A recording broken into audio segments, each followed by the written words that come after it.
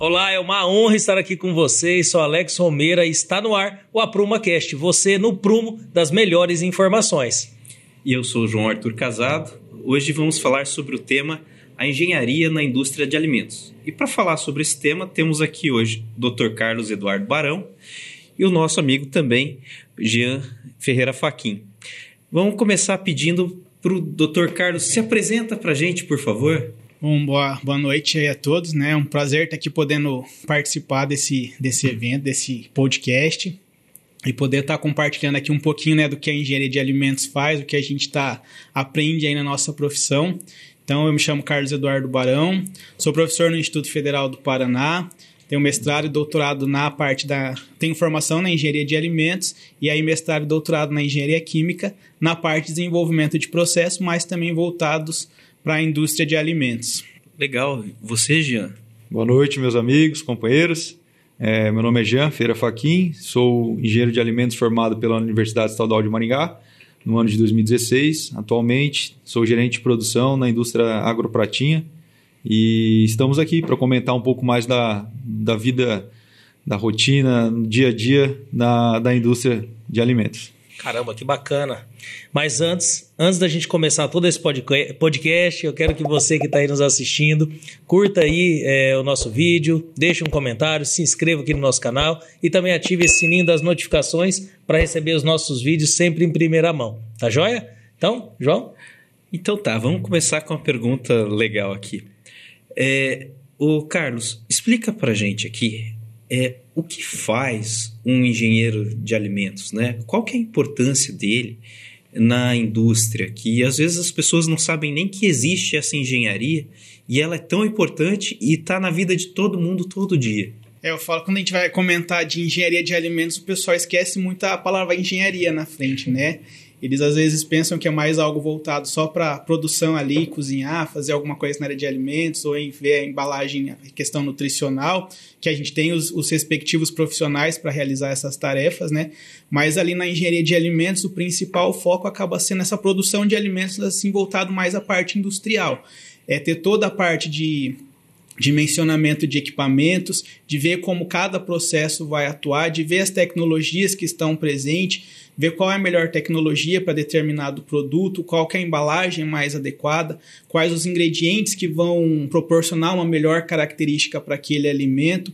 Então, ali no curso a gente passa por diversas disciplinas, né? Desde essa parte, como eu disse, de dimensionamento de equipamentos, a gente vai fazer coluna de destilação, cristalizadores, secadores, spray dryers, toda essa parte que envolve muito cálculo, né? Que é o específico da engenharia. E aí a gente também tem a parte das tecnologias, que daí volta a tecnologia de carne, que é tudo que a gente vê de carnes, a gente pode falar das tecnologias animais, da tecnologia de produtos vegetais. Então acaba envolvendo uma característica muito grande de todos esses produtos que a gente vê aí no mercado, que a gente consome no dia a dia, para poder, então, chegar no consumidor da melhor maneira possível. E não só na indústria, né? Também quando chega no mercado, a gente tem que garantir que aquele produto vai chegar com uma característica muito boa para esse consumidor e que o consumidor não vai ter nenhum prejuízo, alguma intoxicação, algum problema mais sério. Caramba! E, Jean, o que diz aí uma indústria gigante aí como a Pratos aqui na nossa região a respeito aí da engenharia de alimentos? A parte da engenharia de alimentos voltada, vamos falar assim agora como a Pratos, assim dizendo, engenharia de alimentos, como um todo, é a segurança de alimentos. Segurança alimentar em primeiro lugar. Seja ela voltada para qualidade do próprio produto, né, desde de uma colheita, vamos chamar assim, na matéria-prima, seleção de insumos, até o consumidor final, para que ele chegue e tenha um processamento seguro e que chegue na mesa do nosso consumidor de uma maneira totalmente segura. E quem pode ser que garanta isso é o engenheiro de alimentos. É o cara que vai estar lá no dia a dia, vai estar recebendo essas matérias-primas e vai estar analisando, verificando se elas estão aptas ou não, né? E garantir que o processo, né, seja lá desde a colheita até a parte do processamento, a parte de você estar envasando, você colocando em câmara fria, garantindo que o transporte seja seguro, né, que você consiga orientar o seu consumidor que ele deve receber essa embalagem, esse produto deve colocar acondicionado, enfim, isso dando um exemplo, né, do que nós estamos aqui acostumados. Mas isso serve para para todos os tipos de produtos, todos os tipos de alimentos, né? Então, assim, o engenheiro de alimentos é muito importante nesse quesito da análise de todo o processo. Isso eu não falo só na questão do próprio alimento em si, na manipulação, mas na questão do marketing, na questão da logística, na questão administrativa, na questão do próprio, quando eu falo administrativa, de questões de compra de insumos. Quando eu falo insumos, não é matéria-prima essencial, vamos falar da carne, é da própria embalagem, do papelão, do filme stretch, enfim. Então, nós temos que estar cuidando ali de todos os detalhes para que a gente receba um melhor produto. A gente fala porque nós também somos consumidores, que a gente receba um melhor produto, que a gente possa consumi-lo da melhor forma possível, com segurança. Acho que já deu para ter a noção que o papo hoje vai longe, hein? Não, e assim, eu não sei se vocês percebem quantas engenharias tem em um produto. Vamos pegar uma garrafa de cerveja, essas long neckzinha pequena, né? Você pega a cerveja, vai ter toda essa questão que você falou, né? Alguém plantou a cevada, alguém colheu, tem um geógrafo que puxa lá e faz a mina da onde vem a água, né? Tem o engenheiro de Minas que vai lá, tira a areia, vai para uma fundição, faz a garrafa com a sílica, faz a garrafa. Aí tem o outro engenheiro florestal, de lá ele tira, faz o celulose, faz a... Como é que fala? O rótulo da garrafa. O outro lá faz a tampinha metálica, né? Você vê quantas engenharias tem em uma cerveja. E assim, nessa ideia de cerveja, né, um negocinho que o pessoal gosta, eu volto aqui à pergunta, já que eu estou falando com pesquisadores aqui, o pessoal gosta de trabalhar o tema, o pessoal do Instituto Federal, esses tempos atrás, conseguiu fazer uma cerveja de amido de mandioca. Você pode explicar melhor para a gente como é que foi isso daí? Na verdade, é uma cerveja à base do bagaço da mandioca. Então, a gente tem a nossa região aqui, né, que é produtora muito grande, tanto da parte com laranja e da parte de mandioca. E a gente viu essa necessidade, às vezes. O malte acaba, não que ele encareça, porque ele é o ingrediente principal da cerveja, mas que a gente pode achar substitutos que venham a dar uma característica diferenciada, né, para a cerveja. E como a gente aqui na região tem essa produção muito grande de mandioca, que gera o amido, que gera a fécula, e acaba tendo também uma quantidade muito grande desse bagaço de mandioca, que sai nas indústrias, geralmente, na maioria das vezes, é utilizado para ração animal. A gente viu uma oportunidade ali de pegar esse amido que tem ainda nesse bagaço, porque tem ainda uma quantidade razoável de amido nele, e substituir pelo malte.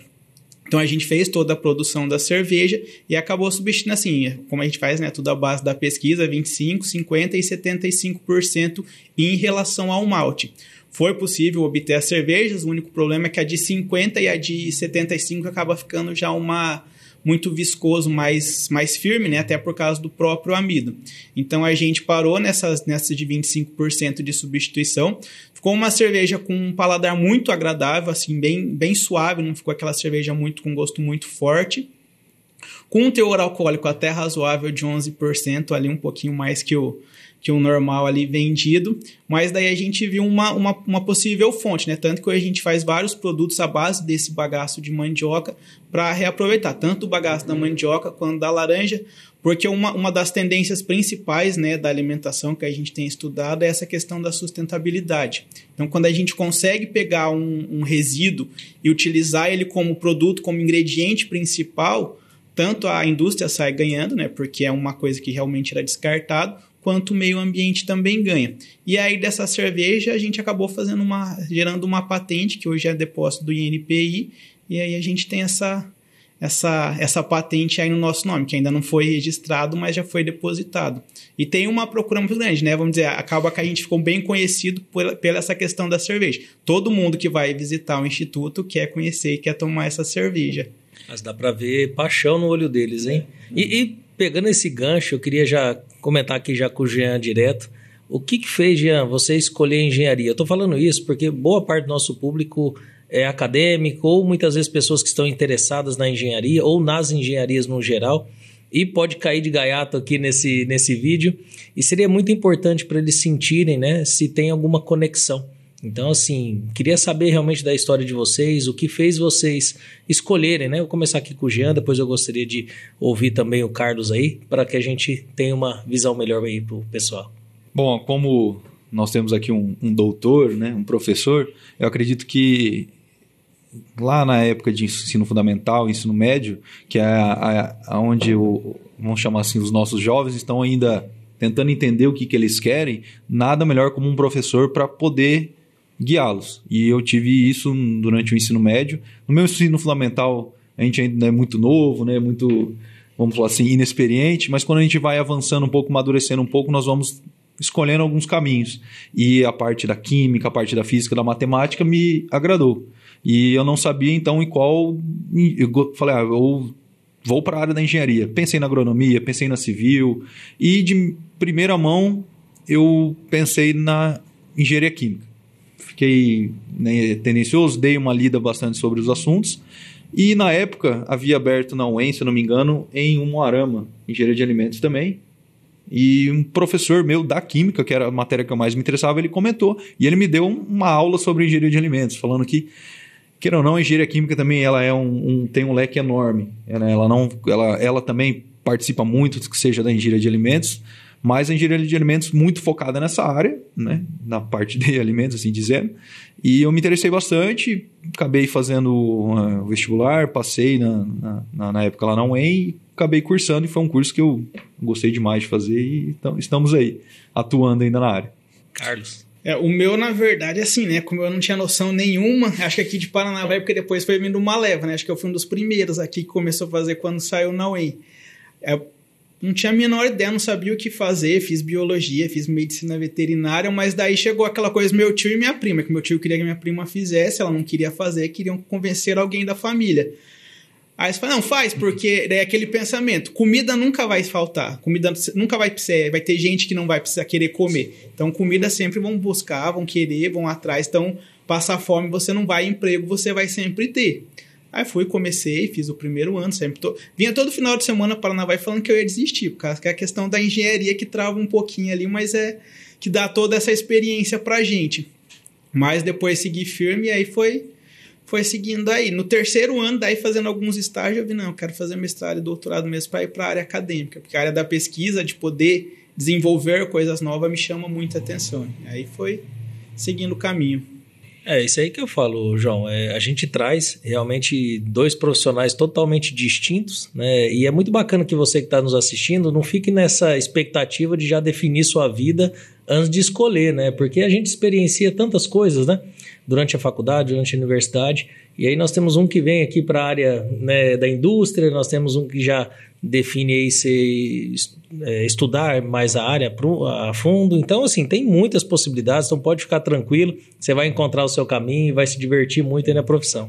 E dentro da própria engenharia de alimentos, né, aqui o Carlos Eduardo falou para a gente sobre as questões que levaram ele a fazer o curso, né, o Jean também, e o Jean não falou o que ele consegue fazer a mais com o curso, né? Esse curso te trouxe alguns hobbies diferentes? Alguma coisa nessa linha de alimentos também? Sim, até o exemplo, nós estávamos até agora da parte de cerveja, né? Eu dei uma aprofundada um pouco na época da faculdade, alguns cursos, né? Algumas das viagens que nós fazíamos com o pessoal da faculdade, em seminários, e um deles eu gostei, né, da parte da produção, da fabricação de cerveja, e eu acabei dando uma esticada a mais pós-formado, mas nada muito profissional, sempre um hobby, né, mas foi algo que agregou bastante. E até lembrando, né, como o Carlos Eduardo aqui, o Carlos estava falando sobre a parte da cerveja, do resíduo, né, era um subproduto, depois ele vira, né, uma matéria-prima principal, ingrediente principal, né, seja para o meio ambiente e tudo. E quando a gente fala da cerveja, o pessoal aqui às vezes fala assim, nossa, mas a cerveja aqui no Brasil vem arroz, vem milho, né, e assim, cerveja, ela, como engenharia, ela também tem vários leques. Nós temos duas famílias principais, as ales e as lagers, e cada uma pode ter um ingrediente diferente. Então a gente tem que acabar, às vezes, com esse preconceito que a cerveja fabricada, às vezes, aqui no Brasil, carrega coisas assim, não é o puro malte. Tudo bem que uma cerveja puro malte, ela é uma cerveja, mas a cerveja que não é puro malte é uma cerveja. Tem que tentar acabar com esse rótulo. E uma cerveja que carrega bagaço de mandioca é uma cerveja. Então, é uma briga que o pessoal dos cervejeiros artesanais tentam levar isso também, né? O mercado seleciona também, né? Acho que o paladar seleciona, o público, acho que é uma discussão. Fica uma discussão muito de mestres ali, mas o público tora o pau aí, né? Não, e o legal é que nessa discussão de mestres, a faculdade deles é interessantíssima, porque você não pega só cerveja, né? A gente conversou aqui da kombucha também, que o pessoal faz, hidromel, o pessoal aprender a destilar cana para fazer a cachaça, né? Então, assim, fala um pouquinho sobre a área de pesquisa no Brasil para a gente, por favor, professor. E, inclusive, do que dá para melhorar no Brasil, na indústria, para que seja melhor aproveitada essa engenharia. Sim. Eu falo que a engenharia, né, até a gente estava comentando, a engenharia abre um leque muito grande para a gente. A gente pode tanto para a área da indústria, área acadêmica, área da consultoria. Então, a gente tem várias possibilidades, mas sempre buscando melhorar a área para fazer algumas coisas. Essa parte da inovação, até que você estava citando aí do kombucha, do hidromel, algumas coisas. Eu trabalho com inovação ali no Instituto, né, até em 2 disciplinas, então eu adoro colocar aluno para desenvolver coisas. Então sai muita coisa diferente e um foco principal, né, a gente tem algumas tendências da área de alimentos agora, que além da que a gente fala sensorialidade e prazer, né, que a gente vai querer comer alguma coisa ou provar alguma coisa, ela tem que ser bom. Então, foi-se muito tempo, a indústria se preocupou só com isso. A questão de o consumidor tem que gostar daquilo que ele vai comer. Hoje a gente já vê uma mudança muito diferente nesse consumidor. O consumidor hoje está preocupado com a área da saúde. Então, por exemplo, a gente fala do kombucha. O kombucha a gente pega lá um chá, coloca lá o Scooby, que a gente fala, que é uma colônia de micro-organismos, e ele vai fermentar aquilo e depois ele mesmo carbonata aquilo. A gente consegue uma bebida carbonatada sem colocar gás, porque o próprio micro-organismo faz aquilo. Aí a gente pensa, é um diferente substituto do refrigerante e tudo mais, mas não, ele acaba sendo também uma fonte muito grande de micro-organismos que fazem bem. Igual a gente sempre escuta ali o lactobacillus, ali tem uma colônia muito grande de micro-organismos que são bons para o nosso organismo, para o nosso intestino, que ajuda a diminuir casos de câncer, irritação intestinal. Então, tem-se esse cuidado agora muito grande de pegar essa questão que a gente chama de saudabilidade e bem-estar. Então, o principal foco que a gente tem visto agora, que as indústrias precisam também se adaptar e já vem se adaptando, um pouquinho assim, ainda um pouquinho devagar, porque ainda está na fase de pesquisa, mas vai ser esse foco agora, voltar muito para essa questão de saúde e bem-estar. É colocar produtos que geralmente estão no dia a dia do consumidor e colocar alguma coisa que transforme aquilo benéfico para a saúde de alguma maneira. Além de algumas outras tendências, como diz, as embalagens inteligentes, utilizar embalagem sustentável, que vai ser mais fácil para degradar no meio ambiente, questão de confiabilidade e qualidade.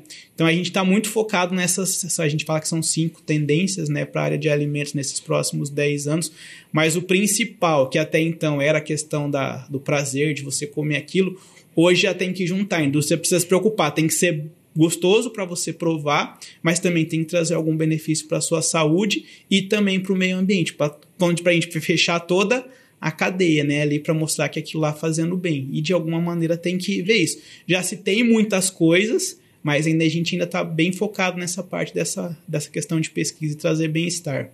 A inovação da parte de engenharia de alimentos, assim dizendo, a parte de alimentos, ela é voltada, seja para a saúde, né, nesse quesito que o Carlos comentou, mas também para a praticidade. Quando a gente fala praticidade, é aquele cara que está na correria do dia a dia, ele quer chegar em casa, ele quer comer algo rapidinho para ir para a faculdade, ou que seja. Então, aquele cara que pega um produto lá congelado, coloca no micro-ondas. Então, assim, a gente consegue ter algumas inovações. Não vamos falar para o bem ou para o mal, assim dizendo, mas, claro, muitas voltadas para essa área da saúde e também para a praticidade, né? O Carlos comentou aqui agora há pouco que quando ele pensou em fazer engenharia, assim, todo mundo tem que comer.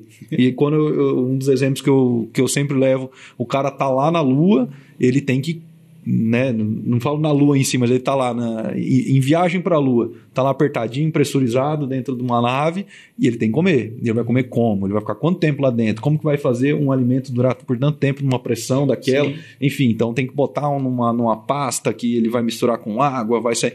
E isso é uma questão de inovação voltada para uma praticidade, para um bem-estar ali do cara.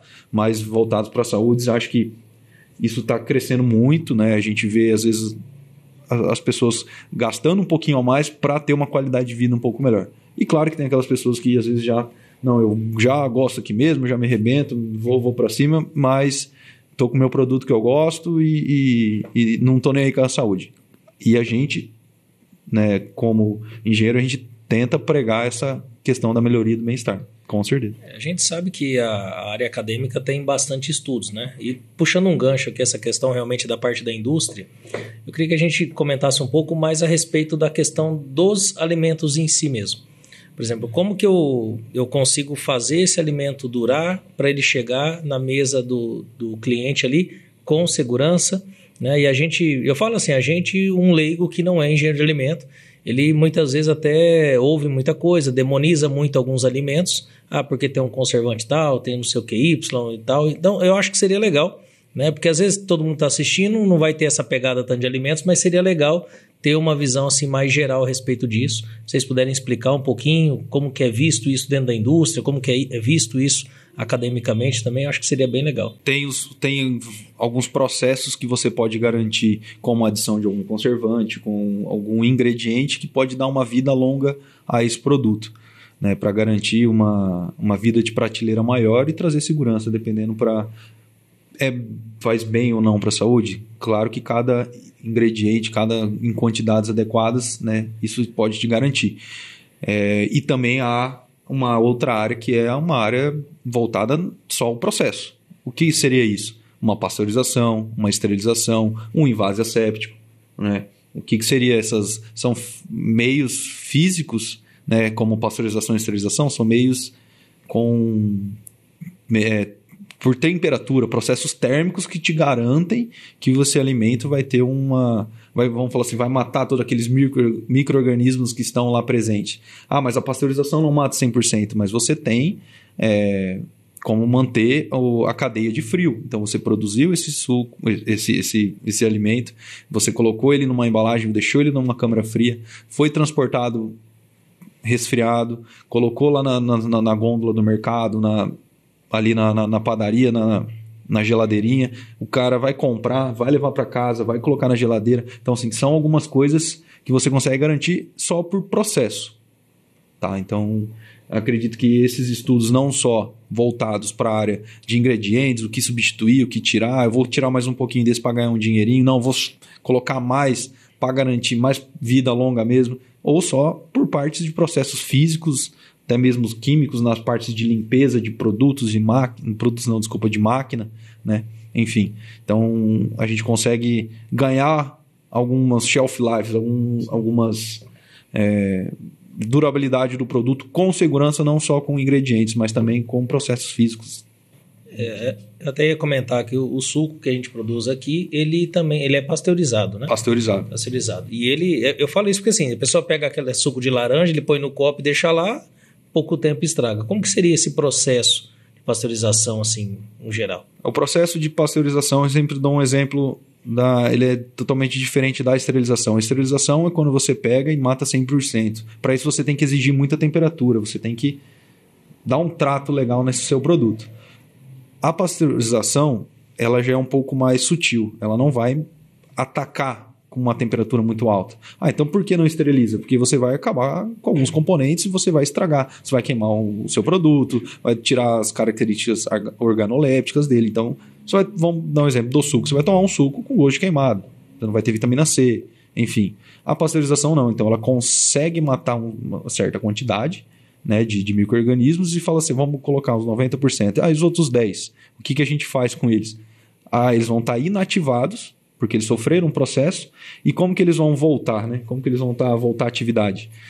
Por meio também de temperatura. Então, por isso que nós deixamos ele resfriado. Então, eles vão estar lá, inativos, quietinhos, dormindo. A partir do momento que eles acordarem, vamos assim dizer, ficou ali na temperatura ambiente, eles vão voltar à atividade, eles vão comer o açúcar da fruta, da laranja, a frutose, e vão fazer a fermentação.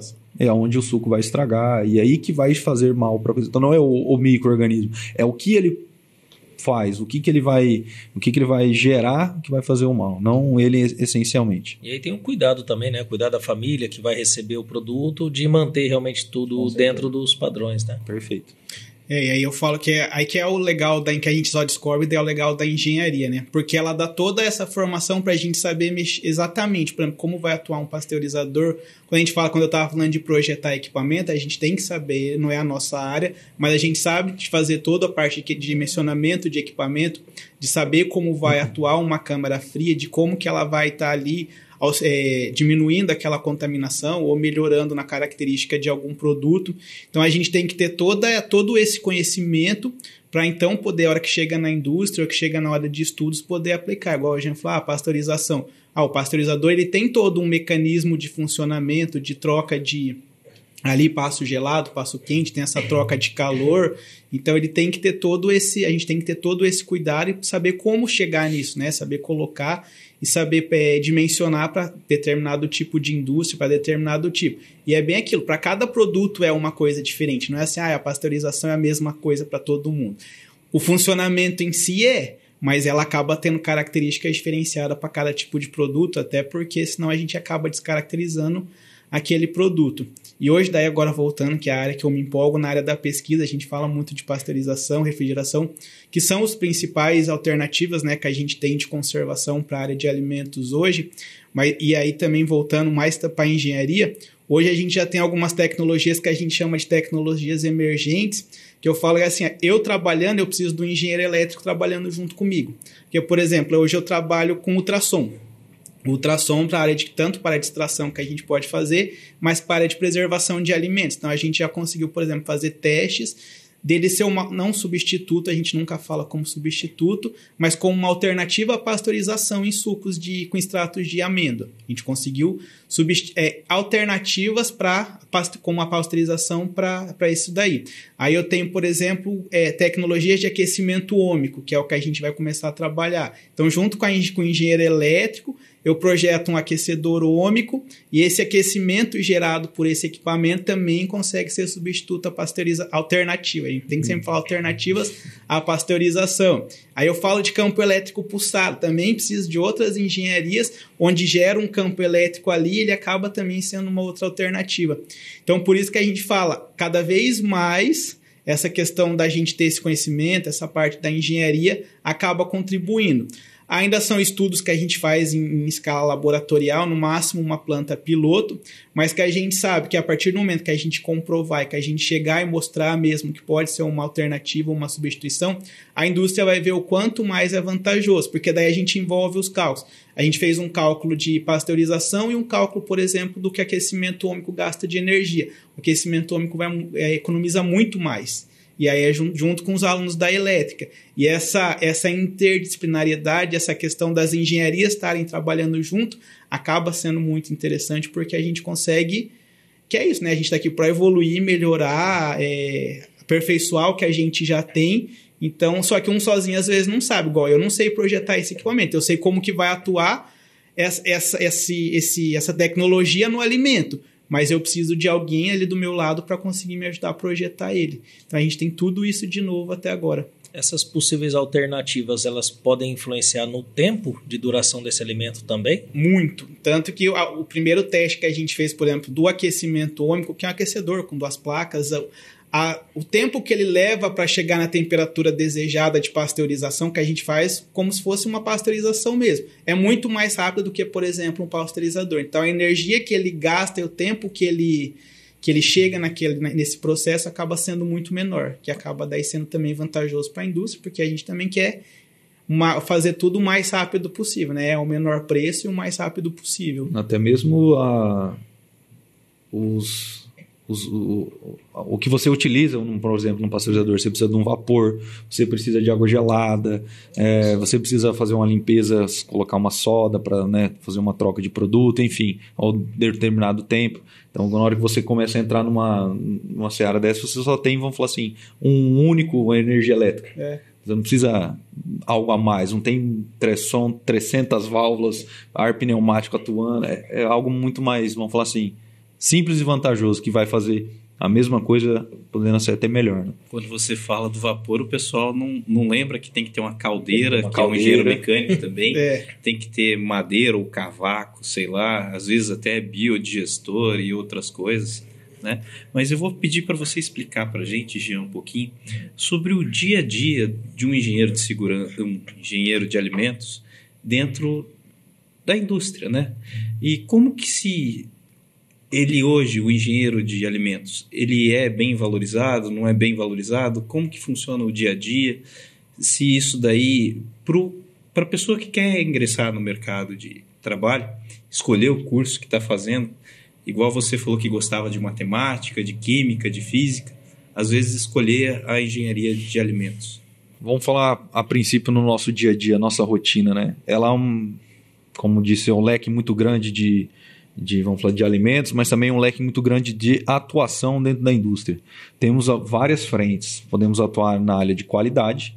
O que seria a área de qualidade? Seria o policial da indústria, o cara que vai estar revendo todos os procedimentos, se aquele pasteurizador tem que trabalhar naquela temperatura, não que pessoas ali vão estar fazendo com algum tipo de coisa errada, mas ele tem que checar, que às vezes uma falta de vapor, uma falta de uma água, enfim. Então, a qualidade está ali para garantir que o produto saia da melhor forma possível.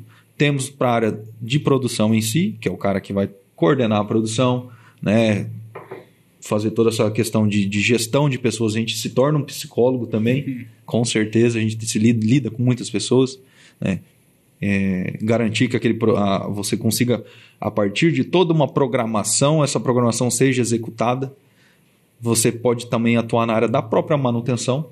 Mas você não é um engenheiro mecânico, mas você pode ter um engenheiro mecânico do seu lado e você está, olha só, essa máquina aqui vai vencer a revisão dela e eu preciso que ela seja revisada para que a gente garanta que essa máquina entregue o produto que ela precisa entregar. Né? Então a gente vem para essa área de manutenção. Vamos chamar de uma área administrativa, que seria a parte da própria programação. Eu também já pude atuar, que é o planejamento e controle da produção, o famoso PCP, né? Também, né, na compra de insumos, de escolher os melhores insumos, descer no chão de fábrica para ver se aqueles insumos que você está utilizando estão de acordo, né? Fazer as análises iniciais no seu recebimento, enfim.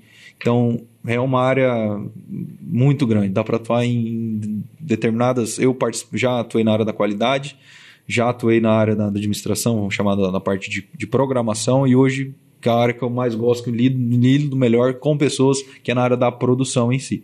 Então é garantir que a produção saia de acordo com a sua programação e com a qualidade do produto. Sempre pensando, né, nosso pilar, sempre em primeiro segurança das pessoas, 100%, a qualidade do produto e, por fim, a produtividade. Então não adianta a gente querer produzir sem parar, tendo pessoas em risco e também o próprio produto não estando adequado. Então, fazemos produto com segurança e com qualidade. Esse é o foco de qualquer engenheiro, seja engenheiro de alimentos, químico, enfim. Né? Acredito que o João não vai construir uma casa, o pessoal que vai estar na construção civil sem EPI, subindo em escada sem cinto, enfim, depois, vou tirar um pouco menos de reboco aqui, vou deixar ela... Né, vou tirar essa viga daqui porque ela, né, acho que vai dar tudo ok e para acelerar a obra. Não, acredito que o João, né, faça tudo de acordo. Então, é um leque enorme. Aí, quando nós falamos da valorização, infelizmente algumas empresas ainda não adotaram essa questão de... Eu já não sei, nunca vi alguém... eu sou engenheiro de alimentos em carteira. Nós temos cargos. Seja um analista de processo, seja um analista de produção, ou um coordenador, ou um supervisor, ou um gerente, enfim. Então, na indústria de alimentos é difícil você ter algo como um engenheiro. Você é um engenheiro, mas você atua em alguma área. Isso é uma valorização ou não? Olha, não vejo necessidade de ter esse nome registrado. né? Para você chegar nesse determinado cargo, você precisa ter passado por uma graduação. Então, assim, eu quero chegar no nível máximo da indústria, quero ser o diretor de não sei o quê. Você precisa ter um conhecimento, né? Não adianta ser só uma simples experiência, né? A engenharia ela te dá um leque enorme de entendimento, né? Das determinadas áreas, e você vai lá e chega lá. Mas já te joga num grau, vamos falar assim, pelo menos de supervisor para cima, né? Sim. Normalmente na área, quando você vai fazer o estágio, né? Nós temos o estágio obrigatório na engenharia, né? O último ano ele te pede para você fazer um estágio que você vai estar conhecendo um pouco dessa rotina. Então ali é 2, 3 meses, né? Se eu não me engano, de obrigatoriedade. Ali o engenheiro jovem, quase engenheiro, ele já começa a entender o que é naquela determinada indústria, naquele determinado consultoria, enfim, que seja, que vai assinar aquele estágio para ele. Ele já começa a entender um pouquinho, ele já é um nível de analista, com certeza. E em pouco tempo ali ele já alcança um nível de supervisão, coordenação, gerência, enfim. É um degrau a mais, com certeza. Ele consegue te jogar lá um pouco para cima essa graduação. Acho que como todas as engenharias, como todas as profissões, o mercado seleciona e o profissional que se destaca é o que estuda mais, é o que treina mais, né? Acho que não adianta você também só ter a formação e não ser... Não vamos falar de competência, mas o seu esforço. A competência vem a partir do seu esforço, com certeza. Atividade até. Com certeza. E como que você vê agora os acadêmicos que estão permeando os bancos escolares, né? O aluno que entra, esse aluno que sai, como é que você vê o estudo da engenharia hoje? Eu vejo assim, é uma nova leva de profissionais que vai estar aí, vão estar se formando, que vão estar vindo, mas que a gente vai precisar mudar muita coisa.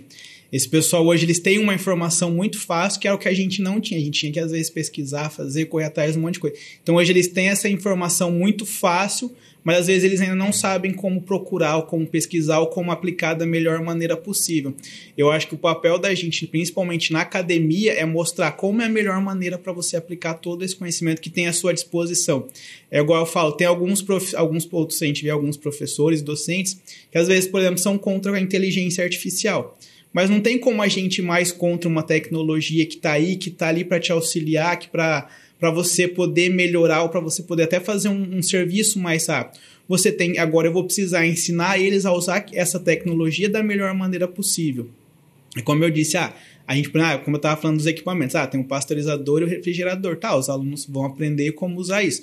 Mas hoje eu já preciso mostrar para eles que tem coisas novas, que tem muitas outras coisas, além do que já tem, porque a gente precisa ter esse conhecimento básico, que é esse conhecimento básico que leva a gente a esses novos conhecimentos, mas a gente precisa mostrar para eles vocês têm tudo isso de informação, como que vocês vão aplicar da melhor maneira possível, onde vocês vão aplicar, como que vocês vão atuar. Eu vejo que essa eu falo, nova leva de pessoas que estão chegando aí, principalmente para adentrar a faculdade, eles chegam muito empolgados, só que se eles verem que o ensino está daquela mesma maneira que foi o que a gente aprendeu, que era ali no banco de sala de aula, onde eles ficam lá 4 a 8 horas, às vezes, numa faculdade, eles não vão conseguir, eles não vão dar conta, porque eles são mais dinâmicos, eles não conseguem mais ficar.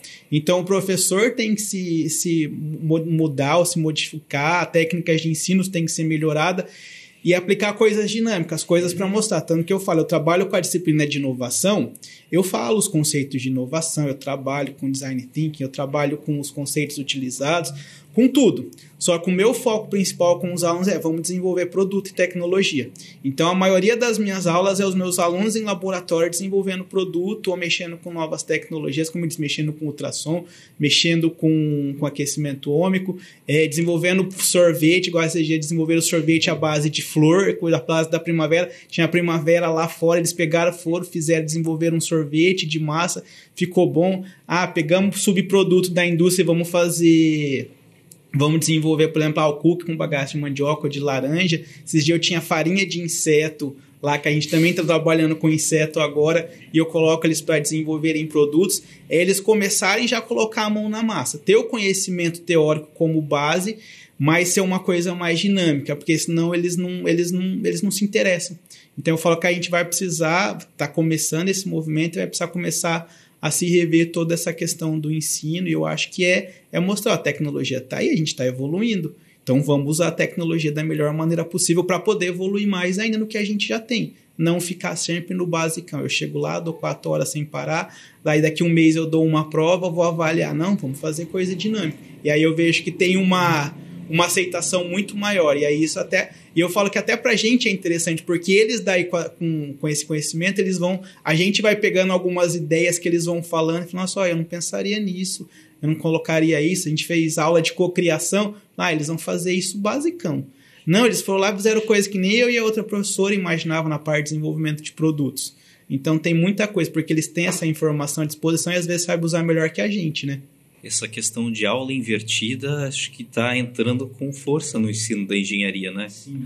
É essa que você joga a problemática e a partir da problemática os alunos você vem como professor apresentando os conceitos para que eles consigam resolver o problema, né? Eu acho que no teu ramo isso aí deve ser espetacular ver acontecer, né? Eu tentei fazer isso em engenharia, nem sempre deu muito certo em engenharia civil, mas que bom que na engenharia de alimentos funciona. Igual eu tava falando hoje, porque alimento todo mundo gosta, e quando eles veem que sai uma coisa diferente, daí até a gente se empolga, né? Porque você fala, nossa, só um produto legal, um produto diferente que tá aí, ó, e daí daí você vai provar, o negócio ficar bom, às vezes ficar ruim, mas é diferente. Então você vê, você tá ali, você tá palpando, você tá pegando e tá podendo experimentar, né? E ver um diferencial ali. Tem um resultado, né? Você tem um materializado o resultado. Isso aí é bem bacana. A essência é pura o negócio. Oi? A essência é pura o negócio. Mas, assim, uma coisa que não foi colocado aqui com tanta ênfase, que, assim, essa parte de pesquisa também gera aquela questão que você falou da cerveja, que vocês conseguiram fazer a patente do alimento, no caso, a cerveja lá. Sim. Essa questão de patentes também são questões que podem monetizar muito bem o engenheiro e que muitas vezes o engenheiro não corre atrás, né? Ele tem uma ideia, ele faz. Às vezes você pensa, meu avô fazia isso aqui, minha avó fazia isso, e não vai atrás. E agora a indústria está correndo atrás de bastante ideias e a gente vê essa questão de patentes em outros países sendo mais elaborado do que aqui, né? Você vê essa questão crescer aqui no Brasil nos próximos anos? Eu não consigo te afirmar, mas eu acho que vai ser uma necessidade. As pessoas vão, porque essa nova geração, eles buscam isso. Tanto que eu tive alunos agora desenvolvendo produtos e eles vieram perguntar, professor, eu consigo patentear isso? Eu falei, a gente se der uma melhorada aqui e fazer ali. Então, eles já vêm com esse pensamento. É uma coisa que a gente às vezes não pensava, mas eles já têm essa vontade. Aí você vai falar, a gente pode mexer aqui, mexer ali, porque eles ganharam um prêmio de uma feira de inovação. A gente pode mexer, fazer, adaptar, melhorar, porque algumas coisas já se é comum, e a gente coloca o diferencial. Agora, a gente fez da cerveja. Claro, daí a gente precisa ter todo o apoio para poder escrever uma patente, por exemplo. Ou eu vender para alguma indústria essa ideia, para que ela se interesse. Hoje no Brasil a gente já teve casos de algumas indústrias que viram algumas patentes, eles, tem interesse, às vezes não de quebrar a patente, mas de ver alguma alternativa para a gente poder desenvolver aquele mesmo produto com alguma outra característica, porque se a patente também não for muito bem escrita, é fácil de quebrar, né? A gente faz uma modificação lá e consegue implementar esse processo. Mas eu vejo que é capaz, essa nova geração que está vindo, por causa de todo esse conhecimento, e ter esse interesse, não vou dizer assim, de facilitar a vida deles, porque caso eles desenvolverem um produto, tiver uma patente, a vida deles vai ser facilitada. Eles têm essa coisa, não é aquela que a gente vinha de trabalhar, que a gente trazia algumas coisas dos nossos pais, ainda de trabalho árduo e duro. Não, eles estão procurando um trabalho mais tranquilo, mas também que dê o retorno. Então, eles vão buscar isso daí. Claro que eles precisam conhecer, igual eles sabiam de patente, porque a gente já tinha uma patente. Então, precisa ser apresentado nos cursos e nas graduações, e como a gente também ali nos cursos técnicos, essas possibilidades, mostrar que dá para se fazer muita coisa e dá para se conseguir dinheiro, principalmente para a indústria de alimentos, que a gente pode desenvolver muita coisa, né, diferenciada ali, como eu disse, trabalhando com inseto, trabalhando com flor, trabalhando com tudo que dá, que é de possível, ou com subprodutos, então a gente consegue fazer muita coisa diferente. E as indústrias ainda não começaram a trabalhar com essas coisas muito fora do comum. Gente, por que que agora eu vou já mudar um pouquinho, que eu fiquei tão curioso com aquela parte da pasteurização, porque nós temos um prazo hoje que o produto nosso hoje, ele dura na prateleira. Por que que não pode dobrar simplesmente? Como que funciona isso? O produto ele é estudado, a sua questão de validade, a partir de testes, assim dizendo. Então, você faz uma produção a nível inicial, a nível teste, e você vai estressar ele. Então, se o seu produto ele está para ficar acondicionado a uma temperatura X, você estressa ele um pouco, que a gente pode chamar de quase uma máquina do tempo, né?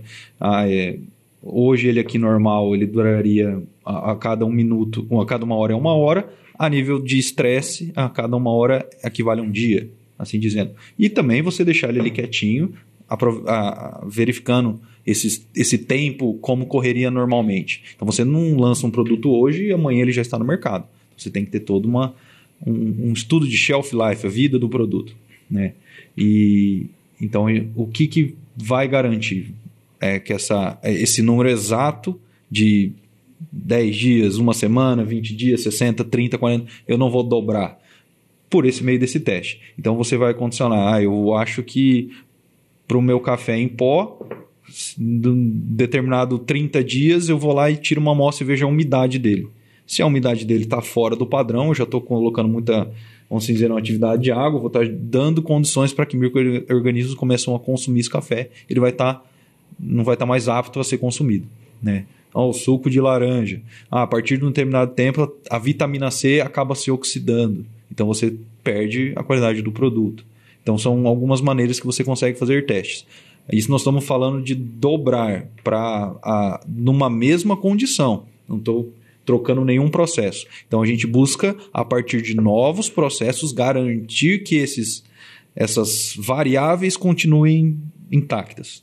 É porque eu vejo uma crescente, né? Por exemplo, quando começamos a ouvir falar sobre isso, nós tínhamos um tempo. Então, tem esse estudo para ir melhorando os processos, para ir aumentando esse tempo também. Então, tem um estudo que está sempre presente, que estão sempre estudando para melhorar isso. Então, com certeza. Nós não falamos só da pasteurização, como eu tinha dito anteriormente, nós temos que seja a questão de um invase asséptico, onde você não tem um contato com micro-organismos externos, há uma câmara positiva, pressões que não deixam nada de fora para dentro, uma simples lâmpada UV que consegue matar micro-organismos da sua garrafa, enfim, então não é só exclusivamente uma pasteurização em si, o contato direto com o produto, mas também a higienização, a asepsia da sua embalagem, o controle de boas práticas de fabricação dos funcionários, né? Então, tem, claro, determinados meios de se melhorar, mas a partir da inovação que a gente consegue alcançar novos objetivos. Você tocou na questão da embalagem. Hoje, como que é definida a embalagem? Pelo produto? Como que é? Por exemplo, eu vejo que a gente fala da prata, a gente está usando ali um envasamento através do plástico ali, por exemplo. Certo. Aí outros já são envasados com vidro. Tem alguma coisa nesse sentido? Vai muito... Claro, ou é custo, ou é o público? Do comercial, do comercial. Qual público você quer atingir. E como está essa tecnologia da parte desse envasamento mesmo, do produto escolhido? Não é só estética, né? Tem também uma... Com certeza, o próprio material, seja uma tampa que você vai utilizar, que ela seja numa PEAD, né? Que é o... E você usar algum aditivo para que ele consiga manter sempre... Uma coisa é você entregar para o João aqui abrir uma garrafa, certo? Ela tem um determinado torque, né, com a tampa, e você pedir para uma senhorinha de 90 anos. A senhorinha e o João tem que abrir. Né? Então, o João é fraquinho. A senhorinha vai abrir, né? O João vai ser o problema. Vamos focar para o João, então. Se o João vai conseguir abrir. Então, nós temos que ter nesse estudo da própria embalagem em si, claro. Aí eu vou colocar um certo pigmento naquela tampa, né? Um desmoldante para que ela consiga deslizar melhor, mas que ela tenha o torque de aplicação correto, ela consiga vedar perfeitamente, mas que o João consiga ter o torque de remoção. Isso eu coloco um aditivo que ela consiga fazer esse deslizamento. Porque é uma coisa você pegar e apertar, se você apertou, você também tem que voltar para abrir, certo? Mas se você consegue colocar esse aditivo e ele sofreu uma certa temperatura, uma aplicação de temperatura, ele começa a se migrar pela tampa e depois ele consegue abrir. Então, os estudos de inovação não são sempre focados no alimento, mas no que também acondiciona ele. Até porque isso aí mexe com a experiência de quem está consumindo, né? Você imagina ficar ali 2 horas tentando abrir um negócio, o cara vai falar assim, já perde até o tesão do negócio. Não, nessa linha de raciocínio foi visto aquela questão do próprio Danoninho, né, que o pessoal colocava. As crianças, elas, por ficar muito com o celular, elas estão perdendo muito da sua capacidade motora, né? Então, elas estão atrasando muito a sua capacidade motora. Então, em vez de ser aquela tampinha que abre, eles estão fazendo naquele modelo de squeeze, que ele tira a tampinha e aperta. Olha só. Né? E isso daí foi feito por conta de uma perda de capacidade motora das crianças. Por conta de celular. Hábito, né? Mudança de hábito. Você pega um suco que seja uma caixinha e a criança pequena, com o celular na mão de um lado, com o suco na outra, ela esquece qual mão que ela tá, ela aperta o suco de caixinha, tem um canudinho, tem a tampinha, jorra aquele suco.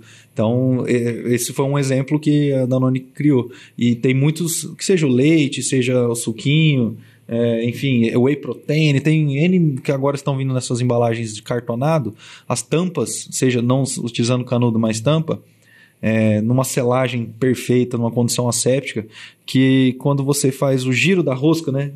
A tampa é um parafuso dentro de uma rosca, assim dizendo, né? Você está girando para abrir, automaticamente embaixo está saindo uma laminazinha de corte, que vai cortar aquela caixinha, aquele cartonado, né? E que você não precisa exigir um esforço tão grande. Isso já vem né, nessa questão de também pensando no meio ambiente, para você poder fazer um reciclado melhor disso. Não vai durar muito tempo, mas já nós vamos ter tampas que você não vai conseguir arrancar. Ela, você vai puxar o teu lacre, a gente chama do efeito chiclete, né? Você vai abrir e ela só vai tombar, ela vai ficar ali ao lado, para que você tenha condição de fazer a reciclagem dela. Né? Não destinar a tampa para o lixo A e a garrafa PET, por exemplo, para o lixo B.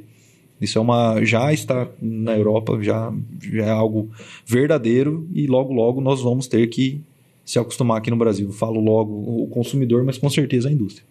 É aquela questão de logística reversa, você fala, né? Perfeito. Eu vi um outro assunto interessante nessa questão de engenharia de alimentos na parte de embalagens, né? O pessoal pegava um saquinho com pipoca, né? E aquele saquinho custava, acho que 8 centavos. Ele pegava o mesmo saquinho, tirava aquela quantidade de pipoca e colocava dentro de um potinho. O potinho custava 30 centavos, mas aquela pipoca no saquinho ele não conseguia vender por mais do que R$1. E aquela dentro do potinho o cara vendia até por 3. Né? E você vê como a embalagem, às vezes, mesmo que mais cara, ela consegue fazer uma jogada de marketing bacana. E isso parte da engenharia de alimentos em contato com o marketing. E assim, você trabalha naquela questão de sucos, né? O suco lá que vocês colocam já está numa embalagem tal que fique fácil de segurar, mas que também no transporte facilite, né? Elas são meio quadradinhas, né? Já é para caber mais num menor espaço, né? Então, vê a inteligência, o pessoal pensa em tudo, né? Em cada detalhezinho para facilitar a vida do consumidor. Isso aí é legal. Fala um pouco para a gente sobre essas questões. Continua falando, você já estava falando. Né? Realmente, hoje você tem que pensar na praticidade, né, do seu consumidor. Quando eu falo praticidade, não é só também, não, eu vou deixar esse produto mais simples, mais prático para ele consumir, mas não vou esquecer da questão de saúde. Mas falando de praticidade mesmo, é você ter um pega diferente, você segurar o seu produto diferente, ele ter um chamariz, né? Você ter as informações corretas no seu rótulo, com certeza isso é muito importante, né? Logo nós estamos tendo que mudar, né? A Anvisa veio com força aí, mas nós temos esse estudo realmente, seja na formação. A gente não compra uma garrafa, uma PET, a gente faz um processo de sopro, ele vem uma embalagem pequena. Nós pegarmos vamos pensar num produto de 10 litros. químico, né? O cara que faz um sabão, ele não vai comprar um galãozão, ele não vai ter onde estocar. Ele vai ter o estoque do produto vazio e depois do produto final. Ele faz o quê? O processo de sopro. Ele compra uma embalagem pequena e faz aquele galão 10 litros. Então a gente estuda isso, maneiras de como melhorar. O galão 10 litros, como eu estava dando exemplo, ele pode ter ser muito molenga. Isso vai prejudicar na hora que o cara vai estar fazendo o transporte com ele. Né? Hoje a gente abre, dependendo da garrafa de água, que você aperta, só de abrir a garrafinha ela já tá. É o quê?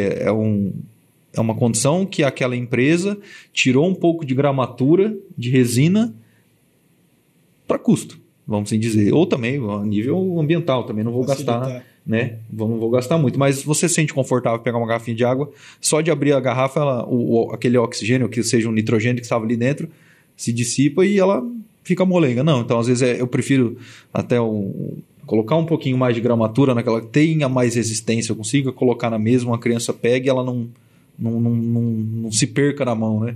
Então, o estudo de embalagem com certeza é muito importante, seja até para o próprio transporte durante o processo, o próprio transporte do acondicionamento de uma unidade virar um fardo, virar um pallet, colocar dentro de um caminhão, né? E, claro, as condições de segurança. A gente dá um exemplo da própria Heineken. A Heineken ela não é verdinha porque ela é bonita por ser verde, eu acho ela bonita, mas você botar uma garrafa que seja, vamos colocar marrom, né? A maioria, e uma Heineken, a incidência de luz, a mesma luz, nas mesmas características, na hora que ela passa pela verde, a incidência dentro da garrafa é outra, por conta da cor da garrafa e, claro, do líquido lá dentro. E a luz ela pode alterar componentes. O Carlos pode falar muito melhor do que eu sobre isso, né? Na parte de refratômetros, enfim, refração da luz. Então, o estudo de embalagem para segurança alimentar e para o conforto do consumidor é muito importante. Mas você tocou um ponto que assim, achei legal, acho que eu até quero discutir um pouquinho sobre isso, porque nós temos várias questões aqui, né? Eu, por exemplo, acho que perde valor, né? Quando você pega ali, eu já não compro 2 vezes essa... Só que assim, a gente tem que analisar que não é só esse motivo, né? Eu em casa, eu tenho meu padrasto que teve AVC, por exemplo. Cara, é uma dificuldade. Ele não consegue pegar uma garrafinha daquela. Então, eu acho que assim, tem que ter pelo menos um time de noção, porque tem pessoas que têm algum tipo de deficiência ali que acaba sendo complicado. A força não é a mesma. Então, essa gramatura, ela ajuda muito. Né? Você vê isso muito nos copinhos plásticos. Veja a dificuldade que ele tem quando ele pega um copinho plástico, assim, né? Então, assim, você dá já uma caneca, você vê que é muito mais confortável. Então, são coisas que dá para você melhorar. Você pode pensar em sustentabilidade, mas tem que pensar no uso geral também, né? Também. Então... É como você falou, a sustentabilidade. É claro que quanto menos é melhor, é menos prejudicial, com certeza. Mas também nós temos que garantir uma certa qualidade para esse produto, né? Então tem que chegar nesse meio termo e é onde a gente consegue estudar nos processos de sopro, temperatura, enfim. Isso dando um exemplo para uma garrafa. Mas tem, né, N produtos aí. Agora, eu queria ver com o Carlos, ele tocou num ponto também que eu achei legal pra caramba, eu fiquei remoendo aqui, eu vou falar mais um pouquinho. Comentou sobre a parte da inteligência artificial, né? Nós na engenharia estamos vendo de forma diferente que na engenharia civil ainda, só que a gente tem muito apoio de softwares para produção, né? Como que é na engenharia de alimentos também? Existem vários softwares que estão dando suporte nesses testes, nesses estudos, como nós, por exemplo, desenvolvemos a estrutura de uma casa num software. Então, assim, na engenharia de alimentos, eu tenho aí softwares que fazem ali algum trabalho semelhante, tem estudos sobre isso para melhorar, porque a gente viu que na agronomia já tem algumas coisas nesse sentido, né? Então, todas as engenharias estão caminhando para isso? Como que é? O que eu vejo assim, não tem, como eu disse, não tem como a gente fugir mais dessa questão. A gente tem que começar a se adaptar. Mas eu falo que até foi engraçado. Ou seja, eu não tinha começado a usar, e uns professores falaram, vamos aqui, ó. Aí você vai lá para pegar o chat GPT, que é o que está na moda agora. Chat GPT, me fala um alimento feito de leite que possa ser benéfico para a saúde. Ele vai lá e ele fala toda a formulação que você poderia fazer para um alimento... um alimento lácteo com probiótico, que são esses micro-organismos, feito com alguma fibra prebiótica, são coisas que a gente já faz, mas que ele vai ali complementando. Então, já tem-se essas possibilidades. Claro que assim, né? Eu sempre falo, vai ter que sempre ter essa interação máquina e ser humano. Não dá para querer deixar só ali o equipamento ou só ele falando o que pode ser feito ou não. Por isso que eu falo que a área de pesquisa ela é muito grande. E a gente precisa poder e saber utilizar essas alternativas que estão vindo de tecnologia para poder melhorar cada vez mais. Eu acho que tem muitas pessoas que têm medo às vezes, de melhorar alguma coisa, com medo daquilo vir substituir, e aí, por exemplo, sei lá, perder dinheiro porque eu ganhava dinheiro dessa maneira com esse produto, com essa tecnologia antiga, e vindo esse novo agora vai me prejudicar. Eu acho que não é igual a gente voltar na época da Revolução Industrial, que aconteceu tudo aquilo, não. Todo mundo seguiu, claro, teve alguns problemas nesse meio tempo, mas a gente se adaptou, a gente conseguiu fazer aquilo lá. E eu falo que essa questão tecnológica vai ficar cada vez mais forte, mas o ser humano precisa estar pronto para lidar. Na engenharia de alimentos, a gente tem os softwares que ajudam tanto nos processos industriais, porque ali tem todo um controle. Às vezes, o Jean também pode falar sobre isso. A gente chega na indústria, tem todo o sistema ali desenhado bonitinho, onde a gente consegue ter o controle de cada uma das etapas, que são os softwares que servem para auxiliar. E ali a gente tem um controlador onde ele vai ver, ali ficou vermelho, aconteceu algum problema. Já se tem isso, né? As indústrias estão implementando cada vez mais essas tecnologias, mas em questão da tecnologia, da inteligência artificial que vem crescendo, vai ser cada vez mais forte, porque acho que todo mundo vai pesquisar. Os meus alunos fazem isso, quando a gente fala, vamos desenvolver um produto de inovação. Aí eles vão lá e perguntam. E aí é saber utilizar. Eu falei, ele falou isso para vocês, mas o que a gente pode melhorar ainda com isso? Porque isso aí é um básico que ele faz, mas o que você, como ser pensante, como ser que tem a consciência, tem a inteligência e tem a consciência, porque ali a gente só tem a inteligência artificial. A gente não tem essa questão de convivência, de tudo que a gente já vivenciou durante a nossa vida. Então você ali com a consciência sua, o que você acha que você pode melhorar juntando mais com isso? Então é por isso que eu falo de saber utilizar da melhor maneira possível essas tecnologias, poder colocar, igual vocês estavam falando aí da questão de praticidade ou até das embalagens, é uma das tendências também que tem. A gente fala que a gente estudou 5 tendências para 2030, a indústria de alimentos teve o Brasil Foods, que é um evento bem grande, além daquela sensorialidade, prazer, saudabilidade, a gente tem essa questão da conveniência e praticidade. É fazer algo que seja conveniente para o consumidor, igual a gente vai no posto lá, tem, que a gente fala as lojinhas de conveniência, que já tem tudo pronto lá, às vezes no máximo você coloca no micro-ondas, mas que seja prático. Além de ser prático, que seja saudável e que também seja bom. Então a gente tem que cuidar, como você disse, as embalagens, isso acaba realmente prejudicando. E aí vai ser o quê? Bem como o Jean falou, pode ser diminuição de custos para a empresa, mas para o consumidor pode ser que não seja tão benéfico. E aí a gente entra naquela questão. A gente tem que ter coisas para todos os públicos. A gente, nessa questão que eu falei aí, que é uma tecnologia de cocriação, a gente queria coisas com adolescente, porque é o nosso público. Então a gente colocou adolescentes para desenvolver produtos. Porque eles, melhor que ninguém, eles sabem o que eles gostam, ou como eles vão gostar, ou o que eles fariam. E aí a gente faz todo eles desenvolvem, a gente, como pesquisador, faz um refino e depois aplica para chegar. E as indústrias, fala que até tinha alguns, quando era do lançamento de brinquedo, que colocavam as crianças para brincar para ver qual que é o melhor. A indústria vai ter que continuar fazendo essas para cada público em si, para poder então ver realmente, esse público precisa disso, ele procura isso para colocar. Eu vejo que assim, a indústria no Brasil está caminhando, está indo para esse caminho, está buscando isso, mas quando a gente vai para fora, para lugares fora do país, a gente já vê uma coisa muito maior. A gente já vê essa questão de muitas do que a gente está desenvolvendo agora para 2030 como inovação, eles já estarem nisso, já ter coisas diferenciadas. Por isso que eu falo que participação em essas viagens, eu gosto de falar de hobby, eu gosto de viajar em mercado, para ver tudo que tem de novo, para ver tudo que tem ali, para ver os alimentos, tirei foto, que daí eu posso chegar para os meus alunos, eu posso passar essas coisas que tem e que são coisas que se já estão estabelecidas fora do país, então é possível se colocar industrialmente.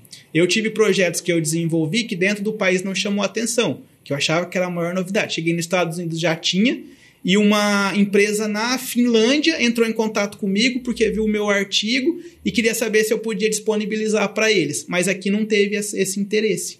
Então a gente vê que a gente precisa, por isso que eu falo, essa interação empresa empresa e academia, por isso que eu acho que vocês foram até muito felizes de chamar alguém da empresa, da indústria, alguém da academia, porque essa interação é muito importante, precisa se ter isso, precisa se discutir, ver o que busca, o que o consumidor está buscando, o que a academia pode trazer para a indústria, o que se torna apto para a indústria aplicar. Porque daí sim a gente consegue atender um público com novidade, um público que está cada vez mais querendo buscar novidades, né?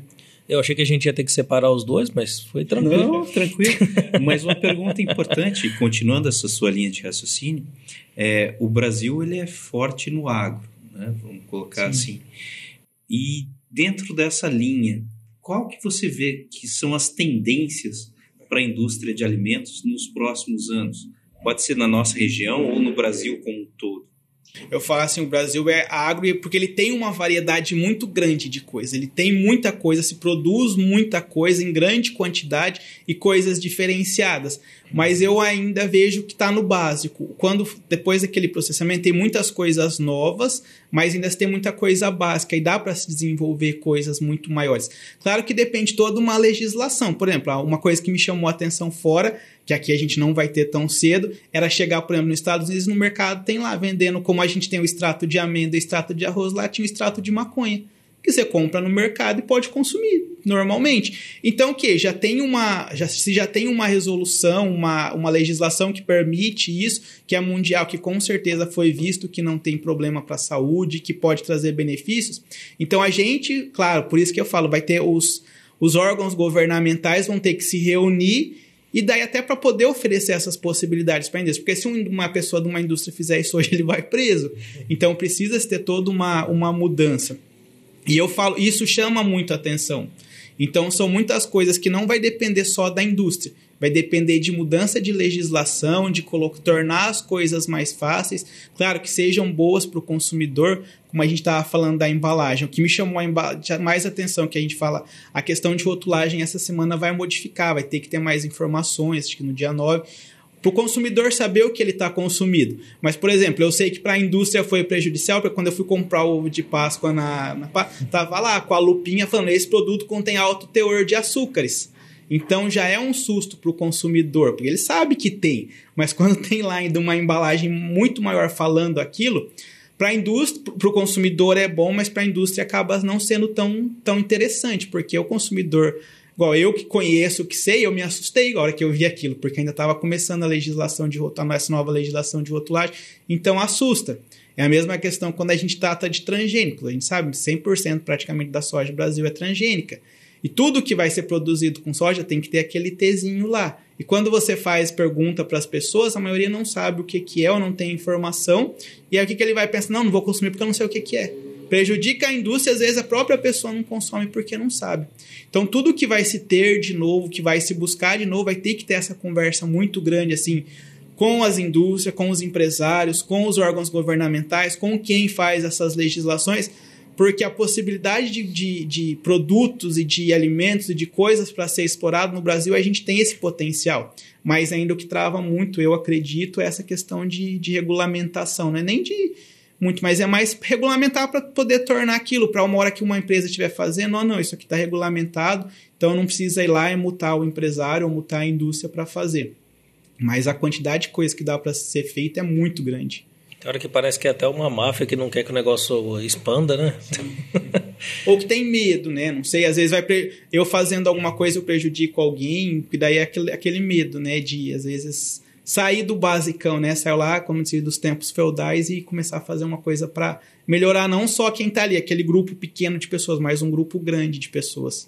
Sim, mas a questão de colocar que o Brasil também é um grande exportador de commodities, né? A ideia de começar a industrializar isso aqui geraria um alto nível de riquezas no próprio país e conseguiria dar emprego para as pessoas e dar uma melhorada na vida, né? Você falou sobre legislação. Essa semana apelidaram até, como fala, a lei do pecado. Então, algumas coisas que são... cigarro já era normal, né? Mas bebidas... se não me engano, até chocolate entra na brincadeira, vão ser sobretaxados, eles chamam de imposto do pecado. Isso é um tiro nas costas da indústria. né? Talvez seja bom para a saúde pública no geral, mas entra nessa questão que você fala de regulamentação. Então, assim, eu queria perguntar para o Jean, você faz parte de um ramo de indústria de sucos, né, no caso. Como que vocês trabalham essas regulamentações e como que vocês escolhem novos produtos para trabalhar? Fica um pouco mais fácil, porque nós já estamos numa área do suco integral, assim dizendo, já é algo positivo, então assim, a gente consegue atingir um público. Isso é algo muito bacana, quando a gente fala de uma praticidade, mas também da parte benéfica.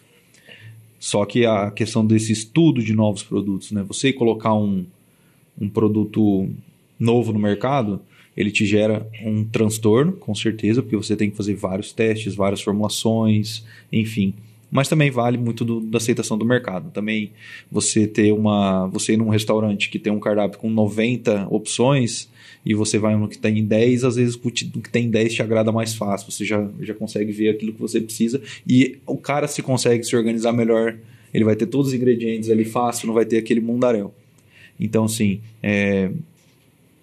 essa questão de novos produtos, ele precisa ser muito bem estudado a nível de mercado, por conta não só da criação dessa nova marca, desse novo produto, mas com certeza do que você vai utilizar. E entra a questão da legislação. Ela te determina, você vai fazer um produto A, você tem que seguir essas normas. Mas a natureza, às vezes, não consegue te entregar aquilo. Você vai pegar vamos dar um exemplo do café. O café ele tem que ter um X de cafeína, por exemplo, o mínimo. E você vai lá e você vai fazer uma colheita, vai fazer o processo dele, ele não tem. Aí você vai fazer o quê? Você vai jogar fora o teu produto. Então, às vezes, a própria legislação, ela precisa, também a Anvisa, ela precisa ter esse cuidado, que senão vai travar um mercado muito grande que é do café, né? Então, tem esses pontos que o cara que está ali para fazer a parte da inovação, chama P&D, né? Pesquisa e desenvolvimento, né? Na indústria, mais essa área. O cara tem que estar bem aprumado com a questão da legislação, mas a legislação às vezes te barra nesse sentido, com certeza, porque às vezes a gente não consegue brigar com a natureza. Mas vamos agora para as nossas considerações finais. Queria ouvir de vocês aí, mas antes vou pedir para o pessoal mais uma vez aí curtir, porque agora é para dar moral para os nossos convidados aqui, que eles deram uma aula aí para vocês. Então, chegou a hora de curtir aqui o vídeo, de comentar, deixar alguma pergunta para que a gente possa estar respondendo vocês depois, ou até mesmo para trazer, né, mais vídeos, mais conteúdos. Não deixa de se inscrever e também de ativar os sininhos das notificações para que esses vídeos cheguem para você cada vez mais rápido e você venha curtir aí o melhor conteúdo sobre engenharias. Mas agora eu quero ver as considerações finais de vocês. Também seria legal que vocês apresentassem como que as pessoas vão encontrar vocês aí nas redes sociais, as empresas aí. Pode ficar à vontade, esse momento é de vocês. Dr. Carlos, por favor. Não, primeiro agradecer, né, pra gente poder estar aqui, poder divulgar um pouquinho do grande mundo que é a engenharia de alimentos, que a gente falava de tudo, né? A gente fala de marketing, a gente fala de embalagem, a gente fala de processo, a gente fala de equipamento. Então, e é isso que o curso fornece pra gente, né? A gente tem aula até de psicologia durante o curso para poder, como o Jean disse, lidar com pessoas. A gente tem a parte de marketing, administração. É um campo muito grande e a gente se empolga para falar deles. A gente pode ficar aqui falando tempos e tempos, porque é um campo muito grande e o mais legal disso, que eu falo que é por isso da facilidade, porque está no dia a dia de todo mundo. Todo mundo está ali consumindo alimento, buscando alguma coisa diferente, buscando algo que te traga prazer, que te traga um benefício para a saúde. E esse que é o papel da gente estar ali desenvolvendo, podendo trazer para o consumidor coisas novas, coisas que às vezes não são tão novas, mas que fazem já parte do dia a dia, né? Até por causa da nossa alimentação, e buscando sempre esse cuidado, como o Jean falou também ali, de segurança, tanto para dentro das indústrias quanto para o consumidor. A gente está sempre buscando isso para cada vez melhorar isso tudo mais. E aí, eu que gosto muito da área de pesquisa, assim, eu falo que a gente acaba ficando um pouquinho à frente do que acontece, mas é que é esse que é o nosso papel, é pesquisar, começar a pensar um pouquinho adiante, começar a pensar um pouquinho além, para que daqui a uns anos, quem sabe, como eu disse, essas tecnologias, essas tendências possam estar sendo aplicadas na indústria e poder trazer um pouquinho mais de melhorias e vantagens aí para o nosso consumidor. E como que as pessoas te encontram nas redes sociais? Nas redes sociais tem Instagram, né, que todo mundo tem, que é o @carlosedubarão. Mas precisando também, a gente sempre está ali o dia inteiro dentro ali no Instituto Federal do Paraná, aqui no campus Paranavaí. A gente tem o nosso grupo ali da agroindústria que está sempre atuando nessa parte de alimentos, da agro, fazendo ali os produtos diferenciados. A gente desenvolve muito projeto, tem bolsistas, com os alunos bolsistas desempenhando. A gente tem as feiras de inovações, onde são divulgadas as coisas do campus, que vai acontecer em breve também. Então, a gente tem todas essas possibilidades e o campus fica aberto para quem tiver interesse. É um espaço público com muitas características, com muitas coisas que podem trazer benefícios tanto para a sociedade quanto também para a indústria, que a gente tem as parcerias com as indústrias aqui da região, que a gente utiliza esses subprodutos, os produtos, ou às vezes faz alguma análise diferenciada aí que o pessoal quer. E além da nossa estrutura de equipamentos, que a gente tem uma estrutura muito boa com equipamentos que podem aí auxiliar também às vezes as empresas e até o consumidor. Então, quem tiver interesse pode procurar entrar em contato tanto pelo Instagram quanto ir lá no Instituto, que a gente está à disposição. Agora, olhando para a câmera, o que você deixaria aí para essa nova geração? Para essa nova geração, busquem cada vez mais ver o que o público tá precisando, o que o público está necessitando, porque no fim sempre a gente vai, além de a gente estar preocupado com a gente sempre vai estar preocupado com o nosso próximo. Então, a área de alimentos aí oferece uma gama de possibilidades para a gente trazer bem-estar para a nossa população e a gente buscar cada vez mais isso. Bora. Jean? Bom, primeiro agradecer, né, pelo convite. Não sei nem quanto tempo nós estamos aqui, mas parece que faz 10 minutos que começou, passou muito rápido. Também agradecer o Carlos, né, ele foi meu co-orientador no meu TCC na época. Eu comecei a fazer a primeira parte do meu TCC na UEM e a parte final eu fiz aqui em Paranavaí, no Instituto, né? Me ajudou pra caramba. Não deu para tirar toda a erva toda a cafeína da erva de tereré. Tentei zerar, mas não deu. Mas foi um trabalho bem bacana. Gostei muito aí e agradecer a ajuda, né, nesse tempo que a gente conviveu ali. Seus contatos? Meus contatos, o @JeanFaquin. Faquin é o FACHIN. Para me achar, estarei sempre ali na indústria, quase todos os dias, lá na ida para Guaraçá, assim dizendo, na BR-376. E é isso aí. E para esses jovens estudantes, para esse pessoal que está nos acompanhando aí, o que eles podem ouvir aí do Jean? Bom, foco total, trabalho, a engenharia está aí. Não tem como mais ficar sem ela, nós precisamos dela, nós só temos a evoluir e só continua no barco quem está remando. Então, foco, estudem, batalhem e procurem o melhor, com certeza. Também quero me despedir aqui, agradecer aqui a presença dos nossos dois convidados, Jean e do Carlos, que vieram aqui de prontidão e deram uma aula, deram um show aqui de engenharia de alimentos. Mostrou para nós aí um pouco da parte da indústria, mostrou para nós um pouco da parte da academia. Isso aí realmente me encantou. Muitas dúvidas que eu tinha aqui foram sanadas e tenho certeza que você em casa também deve ter apreciado tanto conteúdo. Fico por aqui, um grande abraço, fiquem com Deus.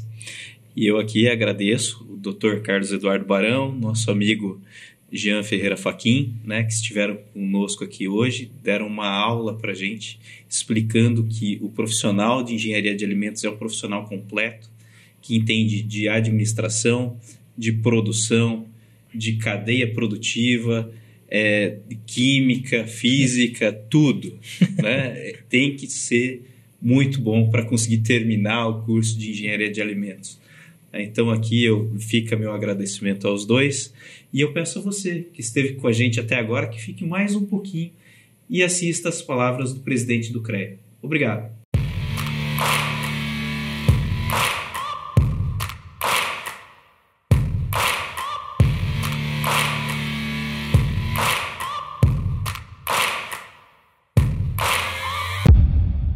Olá, Mais um evento dos nossos editais de chamamento. Fomento esse que já realizou mais de 350 parcerias, atingindo cerca de 70 mil profissionais durante o período da nossa gestão, através da realização de seminários, cursos, eventos, hackathons e revistas técnicas que contribuem para a atualização e o contínuo aprimoramento dos profissionais do sistema Confia, CREA e Mútuo. Esse modelo é referência no país em repasse de recursos e resultados efetivos alcançados com as parcerias, respeitando as particularidades das entidades de classe, valorizando a sua eficiência, sua boa gestão e a capacidade de realização, ofertando produtos e serviços relacionados ao nosso sistema profissional. É o CREA Paraná apoiando a inserção, qualificação e a trajetória de seus profissionais na sociedade.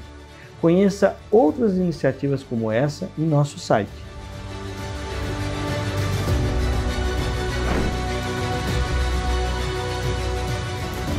CREA Paraná, um trabalho de muitos profissionais que fazem parte do seu mundo.